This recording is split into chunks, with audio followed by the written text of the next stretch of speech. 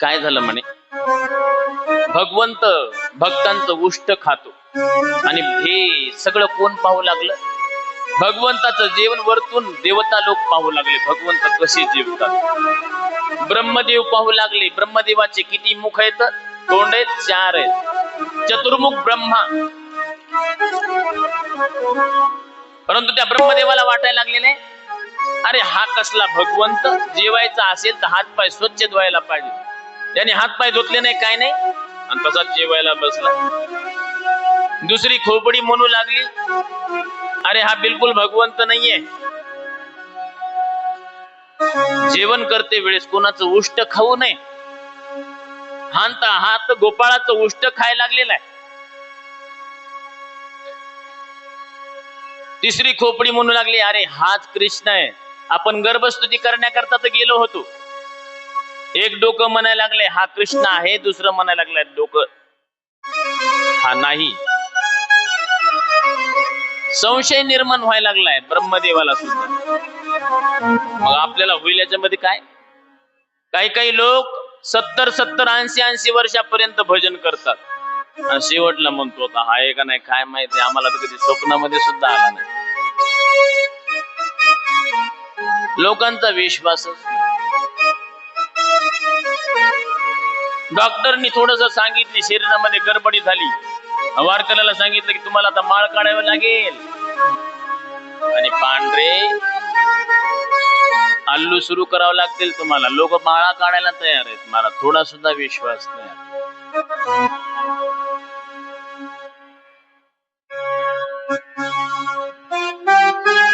खोपडी, याचं नाव काय आहे? खोपडी, बरोबर का नाही? हमने खो दिया है इसलिए पडी है, इसलिए इसका नाम खोपडी. वास्तविक जे आहे तत्व त्याला विसरून गेलो आपण.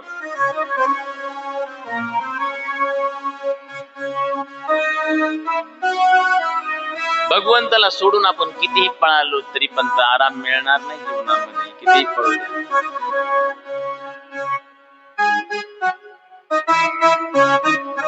या नश्वर सुखाच्या आशेमध्ये कितीही लागा, मिळणार नाही. सर्व सुखाची आशा जन्म गेला, क्षण एक मुक्ती येत नाही. म्हणून एक संत म्हणतात, एक साधूचं कथन आहे, आराम की तलब है, आराम की तलब है तो एक काम कर.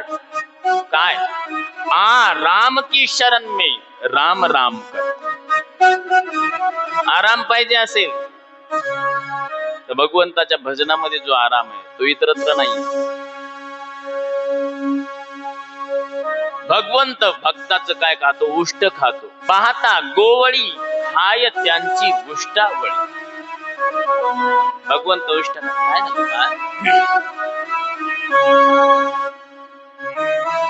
आपल्याकडे वेळ कमी आहे आणि लीला भरपूर सांगायचे वाटतात, परंतु एवढा वेळ नसतो आपल्याकडे. आता विवाह आपल्याला संपन्न करायचा आहे, कशा लीला सांगाव्यात आपण, परंतु जिथपर्यंत सांगता येईल तिथपर्यंत सांगू आणि डायरेक्ट आपल्याला विवाह संपन्न करता येईल असे एक काहीतरी प्रयत्न करूया. त्या पेंड्याच्या घरामध्ये काय होतं पहा, वर्षश्राद्धाचा कार्यक्रम होता. वर्षश्राद्ध आपण करतो का नाही? पितृपक्षामध्ये तिथीच्या वेळी अक्षय तृतीयाला कळतं, 3 वेळेस तर करायला पाहिजे. काल करत नाहीयेत माना, तो भाग वेगळा.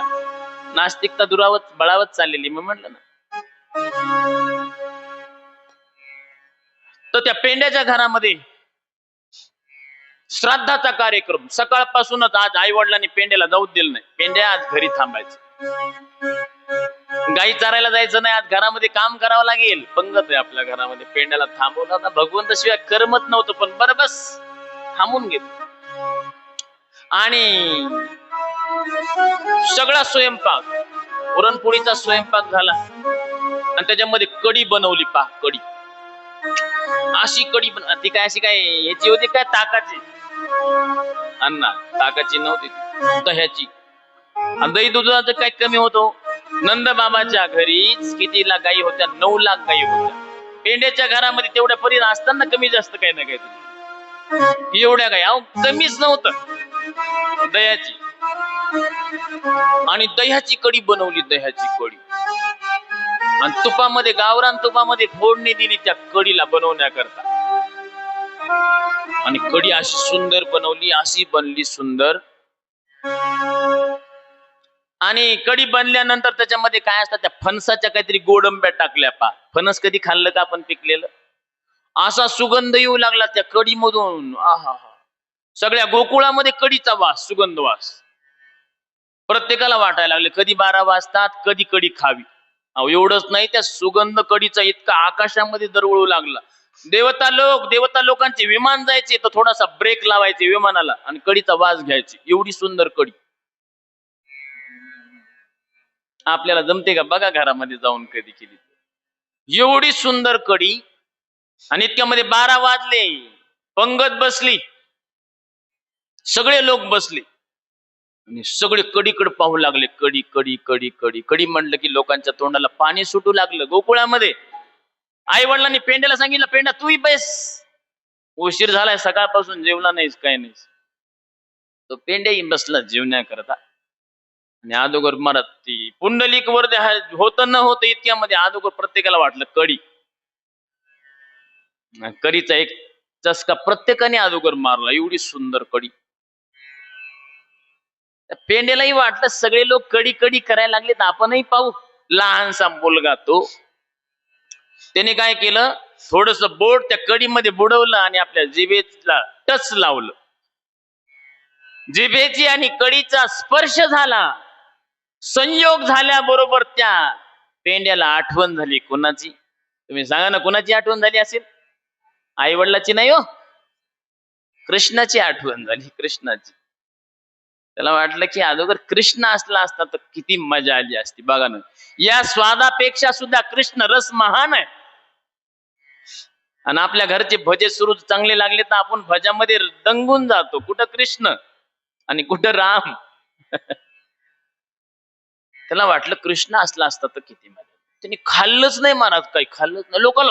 लोक खायला लागले, द्रोणच संपायला लागले कढीचे, आणि पेंड्या खायलाच तयार नाही. त्यांनी काय केलं महाराज, कढी थोडी थंड होऊ दिली, ती द्रोणातली कढी आपल्या मुखामध्ये घेतली. आणि मुखामध्ये घेतली, मधूनच उठला. अरे लोकांनी सांगितलं, पेंड्या काय झालं? त्यांनी सांगितलं, मी काहीच बोलणार नाही. लोकांनी सांगितलं, जाऊ द्याला, काहीतरी गडबडी झाली. आणि तो पेंड्या जो पंक्तीतून पळत सुटला, एवढा पळत सुटला, भगवंत गायी चारू लागले. कुठे? यमुनेच्या किनाऱ्यावरती. भगवंतांनी दुरूनच पाहिलं. 12 वाजलेलेच भगवंत जीवच लागले. आणि भगवंतांनी ओळखलं, पेंड्याने काही ना काहीतरी खायला आणलं. भगवंतांनी मुख आ केलं आणि आपल्या मुखातली पेंड्याने सगळी कढी भगवंताच्या तोंडामध्ये रिचवली. खाय त्यांची हुष्टावळी. आणि हे कोणी पाहिलं? विधाता, विधान करणारे ब्रह्मदेव. काय करावं काय न करावं याचं विधान कोण करतो? ब्रह्मदेव. ज्यांनी नियम बनवले त्या ब्रह्मदेवाला चांगलं वाटेल का असं आता उष्ट खान? अरे नोचिष्टम कस्यचित दद्यात्, आपलं उष्ट कुणाला देऊ नये. उष्ट अन्न तमगुणामध्ये मोडल्या जातं. म्हणून उष्ट, हा पत्नी भलेही आपल्या मालकाचं उष्ट खाईल, ती गोष्ट वेगळी आहे, परंतु आपलं उष्ट कुणाला देऊ नये. मौनेन भुज्यताम, शास्त्र सांगतं मौनपूर्वक जेवावं, देवतांनी बोलू नये. परंतु हा कृष्ण बोलायला लागलाय, हास्य विनोद करायला लागलाय. हा कसला कृष्ण? ब्रह्मदेवाला संशय वाटला, हा कृष्ण आहे का नाही, आपण परीक्षा घ्यायला पाहिजे. आणि ब्रह्मदेवाने परीक्षा घेण्याचं ठरवलं. आणि गायी चारताच चरत चरत दूर गेलेल्या होत्या. ब्रह्मदेवाने गायीचं हरण केलं. मनसुखाने सांगितलं का नाही, अरे आपण जेवण करायला, परंतु आपल्या गायी दिसना झाल्यात. भगवंत म्हटले, तुम्ही यथेष्ट जेव्हा मी गायी पाहतो. भगवंत गायी पाहण्याकरता गेले, गायी दिसनात. ब्रह्मदेवाला अवसर सापडला आणि ब्रह्मदेवाने गोपाळाचं हरण करून घेऊन गेले. गायी नाही. आणि इकडे आले तर गोपाळही नाही. भगवंताला वाटलं काय झालं हे. भगवंताने अंतर्दृष्टीनं पाहिलं. हो, भगवंताला कळलं आपल्या मुलाचं काम आहे. भगवंताच्या नाभी कमळामधून ब्रह्मदेवाचं प्राकट्य झालं आणि भगवंताला राग आला. अहो, मुलांनी बापाची परीक्षा घ्यावी, एवढं सामर्थ्य काय आहे मुलाचं? परंतु ब्रह्मदेवाने वडिलाची परीक्षा घेतली, भगवान श्रीकृष्णाची परीक्षा घेतली. भगवंत म्हणले जशी परीक्षा घेतली आपण तसंच उत्तर द्यायचं ब्रह्मदेवाला. आणि भगवंतानी आपल्या शरीरामधून जेवढ्या गायी होत्या, जेवढे गोपाळ होते, भगवंत तेवढेच बनले. यावत वत्स भगवत्स काल भगवपुर यावत करांघ्रादिकम यावत यष्टी विषाण वेणुशिलगत यावत विषा विभूषांबरम. जेवढ्या गायी होत्या तेवढ्या गायी भगवंताने आपल्या शरीरामधून काढल्या. जेवढे गोपाळ होते तेवढे भगवंत बनले. पेंड्याचा जसा स्वभाव होता तसाच भगवंतानी स्वभाव बनवला. एवढं नाही, मधुमंगलाच्या अंगठाचे जसे थसे होते भगवंत तेवढे बनले. आपण थंब देतो का नाही? ज्या लोकांना नोकरी असते ते लोक थंब देतात. मधुमंगलाच्या अंगठ्याचे तसे ठसे भगवंत एवढं बनले. म्हणून ही सृष्टी बनवली त्यानीच आणि बनला सुद्धा तो. ज्या सृष्टीचा अभिन्न निमित्त उपादान कारण तो परमात्मा आहे. उपादानही तेच आहे आणि निमित्तही तेच आहे. जसं गाडगं बनवायचं असेल तर उपादान काय? याच्यामध्ये माती आणि निमित्त कुंभार. परंतु सृष्टीमध्ये तसं नाहीये. सृष्टी बनवण्याकरता भगवंतच बनला आणि भगवंतानीच बनवली. बनणारा आणि बनवणारा एकच आहे. ही सृष्टी सगळी त्यांनी बनवली. बघा ना, आपण एकमेकाचा द्वेष करत राहतो, करतो का नाही? आणि मंदिरामध्ये मूर्तिकारांनी मूर्ती बनवली, मंदिरामध्ये ठेवली आणि तिला आपण भगवंत मानायला. आणि भगवंतानी काय केलं? आपल्याला बनवलं. आणि आपण काय करायला लागलो? भगवंतानी बनवलेल्या ह्या सगळ्या मूर्ती त्याबद्दल आपण द्वेष निर्माण करायला लागलो. अशी भक्ती बिलकुल प्रत्येकामध्ये भगवंत जोपर्यंत कळणार नाही तोपर्यंत वास्तविक तत्व आपल्याला समजणार नाही. सगळी सृष्टी बनली भगवंत आणि 1 वर्षापर्यंत ही लीला चालली. रोज भगवंत गायी आणि वासरं घेऊन यमुनेच्या किनाऱ्यावरती गोवर्धनाकडे गायी चारण्याकरता यायचे. आणि आज 1 वर्ष झालं. गोकुळामध्ये एवढा आनंद आहे, वृंदावन मध्ये एवढा आनंद आहे, कारण की भगवंतच नटलेला आहे सगळा. ब्रह्मदेवाला वाटलं बघू काय झालं असेल त्याची हाल. स्वतःला कृष्ण भगवंत मानतो, ईश्वर मानतो. बघूया. भगवंत मृत्यू लोकांमध्ये आले. वरून पाहिलं तर मृत्यू लोकांमध्ये वृंदावन मध्ये भगवंत गोचारण लीला करायला लागलेले. 1 वर्षापूर्वी जेवढ्या गायी होत्या, जेवढे गोपाळ होते, आजही तेवढेच. आश्चर्य वाटलं ब्रह्मदेवाला. ब्रह्मदेवाला डोकं खाजू लागले. मग हे खरे का ते खरे? कधी सत्य लोकांमध्ये जायचे तर कधी मृत्यू लोकांमध्ये यायचे. विचारच करू लागले. भगवंताला अवसर सापडला. भगवंतानी काय केलं माहितीये? भगवंतानी ब्रह्मदेवाचं रूप धारण केलं आणि ब्रह्म लोकांमध्ये गेले भगवान श्रीकृष्ण. आणि आपल्या द्वारपाळांना सांगितलं, द्वारपाळांनो, आजकाल बहुरूपी ब्रह्माजी खूप फिरायला लागलेले. खराखुरा ब्रह्मा मी आहे तुमचा. त्यांनी सांगितलं, जे हो महाराज, आम्हाला माहिती आहे. परंतु जर कोणी डुप्लिकेट नकली ब्रह्मदेव आला तर त्याची 2-2 लाथा मारून त्याला बाहेर काढून द्या. ठीक आहे महाराज, तुमची आज्ञा. आणि भगवंत ब्रह्मदेवाचं रूप घेऊन ब्रह्मदेवाच्या सिंहासनावरती बसले. खरे खरे ब्रह्मदेव विचारच करू येऊ लागले. हे गाडीवरती हात लावत लावत, हे खरे का ते खरे?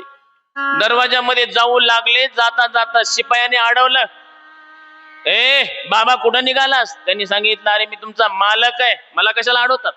सेवकांनी 2-2 गुद्दे मारले अगोदर. त्यांनी सांगितलं, अरे मूर्खानो, मी तुमचा स्वामी आहे, मला मारायला लागलात? असं म्हटल्याबरोबर सेवकांनी आणखीन 2-2 लाथा मारले. आता मात्र भयंकर झालं. ब्रह्मदेवाला वाटलं हे काय व्हायला लागले. अरे असं का करायला? मी तुमचा स्वामी आहे. सेवकांनी सांगितलं, बस बस बस, आमच्या मालकाने आम्हाला अगोदरच सांगितलंय, आमचे खरे मालक मध्ये बसलेले आहेत आणि तुमच्यासारखे ढोंगी बहुरूपी भरपूर फिरायला लागले तर आम्ही तुम्हाला सोडणार नाहीत. खबरदार जर मध्ये येण्याचा प्रयत्न केला. ब्रह्मदेवाला आश्चर्य वाटलं, हे काय व्हायला लागले माझ्या बरोबर. ब्रह्मदेवानी डोळे बंद केले. आतमध्ये पाहिलं तर भगवान श्रीकृष्णाने टाटा केला ब्रह्मदेवाला. ब्रह्मदेव टाटा कशी राहिली? ब्रह्मदेवानी तर महाराज आपलं शीश झुकवलं, माथा झुकवला. प्रभू मला माफ करा. भगवंत अंतर्धान झाले. ब्रह्मदेवानी आपले गाई वासरं घेतले भगवंताचे आणि भगवंताला यमुनेच्या किनाऱ्यावरती आणून दिले. भगवंत बोललेच नाही ब्रह्मदेवाला. ब्रह्मदेवानी दिव्य स्तुती केली.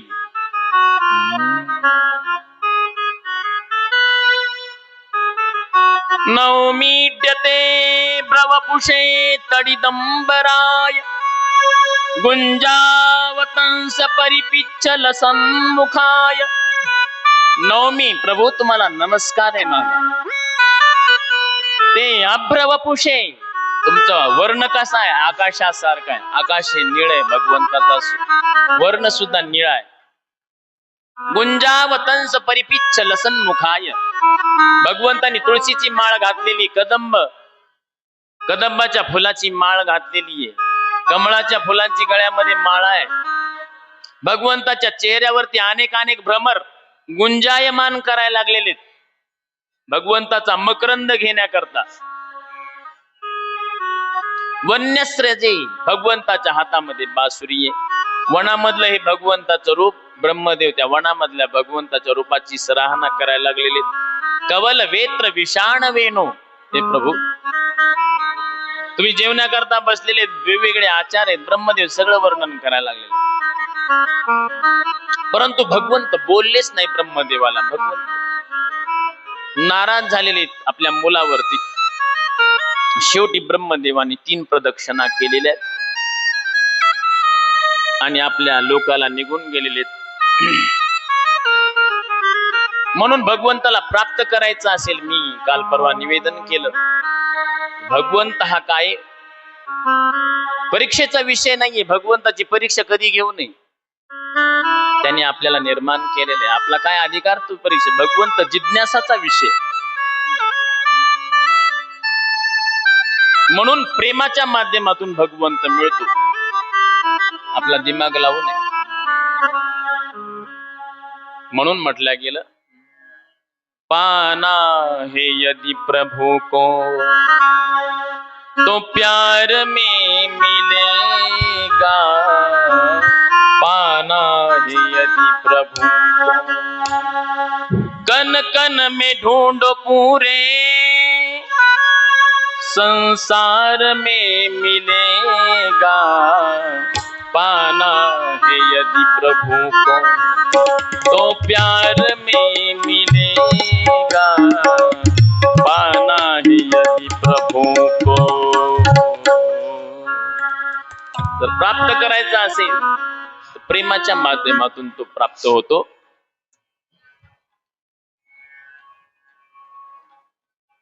आणि भगवंतानी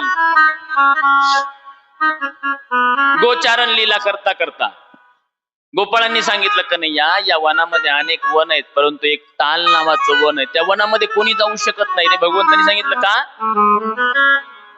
पेंड्यानी सांगितलं, अरे त्या वनामध्ये, ताल वनामध्ये धेनुकासूर राहतो गाढवाच्या रूपामध्ये, आणि तो कुणालाच येऊ देत नाही. एवढा मोठा भयंकर राक्षस आहे बाबा तो. भगवंतानी सांगितलं त्या राक्षसामध्ये एवढी ताकद आहे, मग आपल्यामध्ये सुद्धा ताकदीवान लोक कमी नाही आहेत. पेंड्यानी सांगितलं, कोण आहे आपल्यामध्ये ताकदवान? भगवंतानी सांगितलं, आपले बलराम दादा. बलराम दादा मध्ये एवढी ताकद आहे, एवढी भगवंतानी खूप मोठी स्तुती केली बलराम दादाची. अरे आपल्याकडे बलराम दादा आहेत, चिंता करू नका, आज जायचं आपल्याला तालवनामध्येच जायचं. आणि सगळ्या लोकांनी आपला रुख बदलला, मार्ग बदलला आणि तालवनाकडे गेलेत. बलराम दादाची जे जयकार करत करत तालवनामध्ये गेले. तालवनामध्ये गेल्याबरोबर भगवंतानी एका ताड वृक्षाच्या बुडावरती, झाडावरती एक लात मारली. लात मारल्याबरोबर काल आवाज झालेला आहे आणि वृक्ष कोसळलं. तो धेनुकासूर जागा झाला आणि पळत पळतच जिकून आवाज आला, आवाजात त्याच्या दिशेने आलेला आहे. भगवंतानी बलराम दादाला उस्कावलं, बलराम दादा बघून घ्या तुम्ही, आता तुमची खूप जय जयकार केली आम्ही. बलराम दादा पुढे झाले. तो गाढव पळत पळत आला, बलरामजीवर लात मारणारे इतक्यामध्ये बलराम दादांनी लात चुकवली. पुन्हा आणखीन पळत पळत आलेला आहे तो धेनुकासूर.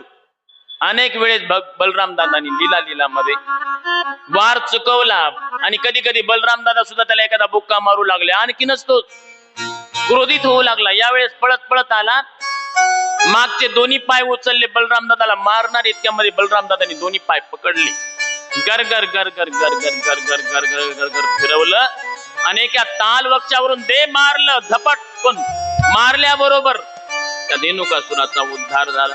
गोविंदाय नमो नमः. आणि तालवनातले दिव्य दिव्य फळ खाल्ले गोपाळाने. गोपाळ संतुष्ट झाले. संध्याकाळच्या वेळी घरी आले आणि भगवंताने यशोदेला सांगितलं, यशोदा मैया, बलराम दादाने खूप करामत केली. काय केलं? बलराम दादाने आज गाढव मारला म्हणे.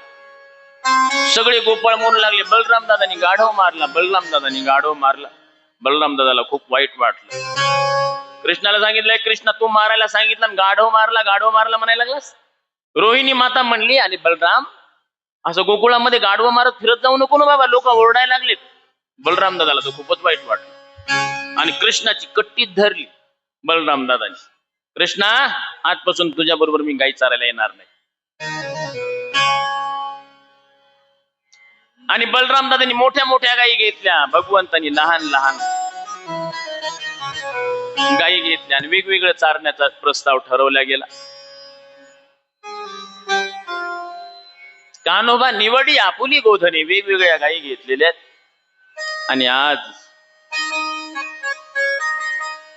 खरोखर भगवंताला झोप येणं गेली. का? भगवंताला वाटलं आपली ही यमुना माता एवढी शुद्ध आहे आणि या यमुनेमध्ये हा विषाक्त कालिया नाग राहतो, म्हणून भगवंताला चिंता वाटली. सकाळी सकाळी बाळगोपाळांना घेऊन चेंडूचं निमित्त केलं भगवंतांनी. चेंडू फळी खेळू लागले. खेळता खेळता भगवंतांनी चेंडू असा मारला की एकदम यमुनेच्या डोहामध्ये बुडाला तो. मनसुखाने सांगितलं, कन्हैया मला माझा बॉल पाहिजे, मला माझा चेंडू पाहिजे. भगवंतांनी सांगितलं, मनसुखा चिंता करू नकोस, मी तुझा बॉल आणून देतो. भगवंत कदंब नावाच्या वृक्षावरती चढले आणि उडी मारली, डोहामध्ये गेले. सगळे बाळगोपाळ घाबरले, कन्हैया गेला, कन्हैया गेला, कन्हैया गेला. आणि सगळी घटना गोकुळामध्ये येऊन सांगितले. सगळे गोकुळवासी लोक भगवंताच्या विरह दशेमध्ये प्राप्त झाले आणि सगळे यमुनेच्या किनाऱ्यावरती आले. यशोदा मैया मूर्छित झाली आणि भगवंत सरळ कालिया नागाकडे गेले. कालिया नाग झोपलेला होता. नागपत्नी आश्चर्य करू लागली. भगवंत त्या बालकाला विचारला, अरे तू कोण आहे? भगवंतांनी सांगितलं, मी ब्रजराज श्रीकृष्ण आहे. अरे इथे का आला? आणि अजूनही जिवंत आहे तू? अरे आमच्या मालकाच्या विषाच्या प्रभावाने कोणी जिवंत राहू शकत नाही, तू जिवंत कसा? निघून जा. भगवंतांनी सांगितलं, नागपत्नीनो, मी तुमच्या मालकाला इथून निघून जाण्यासाठी सांगण्याकरता आलेलो, तुम्ही मला सांगताय? उठवा तुमच्या मालकाला. नागपत्नीनं सांगितलं, अरे आमचे मालक भयंकर आहेत, जोपर्यंत उठलेले नाहीये तू आपला आग्रह हट्ट सोडून दे, तू निघून जा. भगवंत जास्तच बोलले. भगवंतांनी सांगितलंय, नागपत्नीनो, तुमच्याकडे पाहून मी त्याला आतापर्यंत जीवनदान देत आलेलो आहे, आता मी त्याला सोडणार नाही, त्याला उठवा, निघून जायला सांगा. भगवंताचा आवाज आला आणि तो जागा झालेला आहे कालिया नाग. आणि कालिया नागाने सांगितलं, कोण आहे? कोणाची मृत्यू? माझ्यापर्यंत घेऊन आलेली, मी त्याला सोडणार नाही. नागपत्नी शरण आलेल्यात, महाराज लहानस बालक. भगवंतांनी सांगितलं, दया माझ्यावरती नका दाखवू, दया दाखवायची असेल तर तुमच्या मालकावरती दाखवा. कालिया नागाचं आणि भगवंताचं भयंकर युद्ध झालेलं आहे. 1000 फणाचा तो कालिया नाग आहे. भगवंतावरती अनेक फण पडू लागले. भगवंत सुद्धा आपल्या बुक्कीच्या माध्यमातून कालिया नागाला मारू लागले. मारता मारता जो फण भगवंतावरती यायचे त्या फणावरती भगवंत मारायचे आणि कालिया नागाने आपल्या नागफाशामध्ये भगवंताला बांधून टाकलं.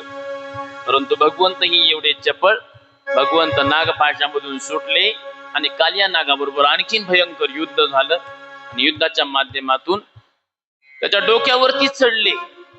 कालिया नागाच्या जो फण वर येऊ लागला त्या फणावरती भगवंत पाय मारू लागले आणि कालिया नाग थकू लागला, हरू लागला. पण तो जेवढं बळ होतं आणखी नाही, तो शरण आलेला नव्हता, म्हणून भगवंतानी मारण्याचा प्रयत्न केला. जो फण वर यायचा त्या फणावरती भगवंत प्रहार करायचे पायाच्या माध्यमातून. 1000 फण आहेत आणि 1000 फणावरती मारता मारता भगवंताचं नृत्य सुरू झालं. तांडव नृत्य सुरू झालेलं आहे. इंद्राने मृदंग वाजवायला सुरुवात केली. सरस्वती माताने वीणा सांभाळलेली आहे. गंधर्व गाय लागलेले आहेत. नारद ऋषी गाय लागलेले आहेत. अप्सरा नृत्य करायला लागलेले आहेत. जो फण वर येऊ लागला त्या फणावरती भगवंत पाय टाकू लागले आणि एवढं नृत्य सुरू झालं. भोलेनाथांनी नृत्य पाहिलं भगवंताचं आणि भोलेनाथ सुद्धा नृत्य करू लागले. या माध्यमातून सगळी सृष्टी नृत्य करू लागली भगवंताच्या नृत्यामध्ये. आणि नृत्य करता करता कालिया नागामध्ये जेवढी ताकद होती ती क्षीण होऊ लागली. कालिया नागाची नसनस जिली करून टाकली आणि नंतर शेवटला तो भगवंताच्या शरणागतीमध्ये आलेला. त्राहिमाम त्राहिमाम करून भगवंताच्या चरणावरती गिडगिडला. भगवंतांनी सांगितलं, माझी कालिंदी यमुना एवढी शुद्ध असताना तू अपवित्र करून टाकली, इथे का आलास? त्यांनी सांगितलं, महाराज मग जाऊ कुठं? भगवंतांनी सांगितलं, तुमच्या करता मी रमणक नावाचं द्वीप तयार केलं, तिथे जाऊन राहा. कालियाने सांगितलं, तुमचा वाहन गरुड आमच्या जातीवान लोकांना पाहिलं गेलं की तो चोचीनं काटूनच टाकतो महाराज. त्याच्या भीती पोटी इथे यमुनेमध्ये आलो. इथं यमुनेमध्ये येऊ शकत नाही. सौभरी ऋषीचा श्राप आहे त्याला इथे येण्याबद्दल. भगवंतांनी सांगितलं, गरुड जरी माझा वाहन असला आता तो गरुड तुला मारणार नाही. माझे पदचिन्ह तुझ्या डोक्यावरती ठसी उमटले दादा आणि या चिन्हाला पाहून तुला मारण्याच्या ऐवजी नमस्कार करेल, तू निघून जा. भगवंतांनी आशीष दिला आणि कालिया नागानी रमणक द्वीपामध्ये पलायन केलं.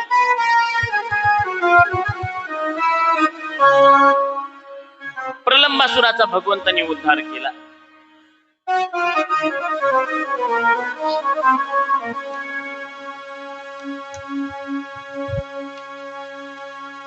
मार्गशीर्ष महिन्यामध्ये गोपिकांनी व्रत केलं भगवंताला पती रूपामध्ये प्राप्त व्हावे म्हणून.